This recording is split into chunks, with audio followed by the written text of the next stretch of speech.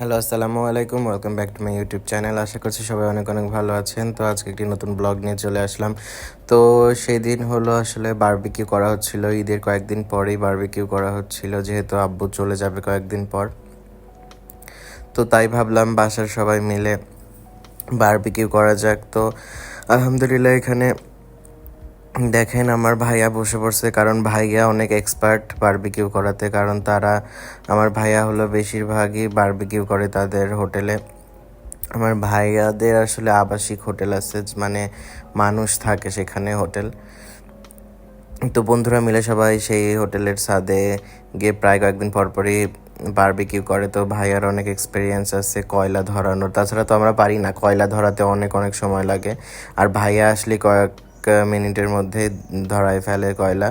কয়লা কিন্তু ধরাতে অনেক অনেক কষ্ট, সত্যি কথা। আর মাংসগুলো আলহামদুলিল্লাহ বারবিকিউ অনেক অনেক টেস্ট হয়েছিল। ভাইয়াই সব কিছু করে রেখে গেছিলো।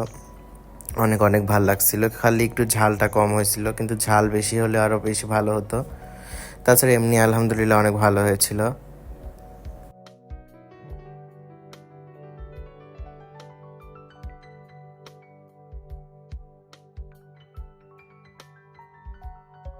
তো এখানে চিকেন বারবিকিউ হয়ে গেছে। চিকেনের বারবিকিউ এত টেস্ট হয়েছিল আলহামদুলিল্লাহ। তো আর এখানে যে সসটা দেখতে পাচ্ছেন, এটা হলো আমার আম্মুর স্পেশাল সস। আমার আম্মু বানায় সব কিছু। এই সসটা হলো কাঁচামরিচের chilli sauce, chilli garlic sauce, যেটা বারবিকিউয়ের সাথে খুবই খুবই মজা লাগে। তো এটা ছিল আসলে নেক্সট ডেতে আমরা আসলে বিফ বানানো হয়েছিল, বিফের বারবিকিউ করা হয়েছিল। আর আমার আগের ভিডিওটা যদি দেখে থাকেন তাহলে আপনারা জানতে পারবেন যে আমার খুবই বড় ধরনের মানে অ্যাজমা অ্যাটাক আসছিল। অনেক অ্যাজমা সমস্যা বেড়ে গেছিলো আসলে। এই ভিডিওটা মানে এই বারবিকিউয়ের পরেই আমার আসলে সমস্যাটা বাড়ছিল, কারণ আমি এখানে বিফের বারবিকিউ করা হচ্ছে। তো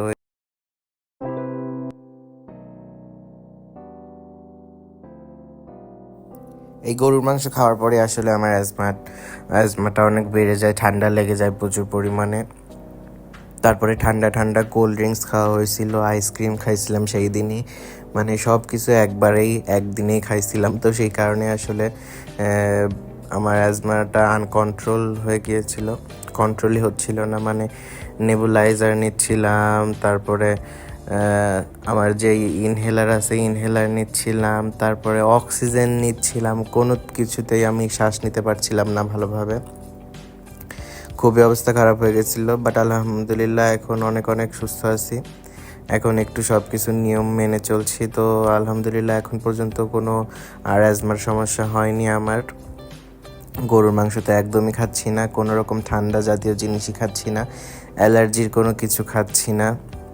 যেমন অ্যালার্জির আমার অ্যাজমা সমস্যা হয় পুঁই শাক, গরুর মাংস, কালাই ডাল, তারপরে আইসক্রিম, কোল্ড ড্রিঙ্কস, এগুলা খেলেই বেশি হয়। তো সেই কারণে আসলে ওইগুলা বাদ দিয়ে দিছি। তো দেখেন এখানে সব আমাদের কমপ্লিট হয়ে গেছে। আজকের ব্লগটা এখানেই শেষ করব। সবাই ভালো লাগে লাইক কমেন্ট শেয়ার করবেন, ভালো থাকবেন, আল্লাহ হাফেজ।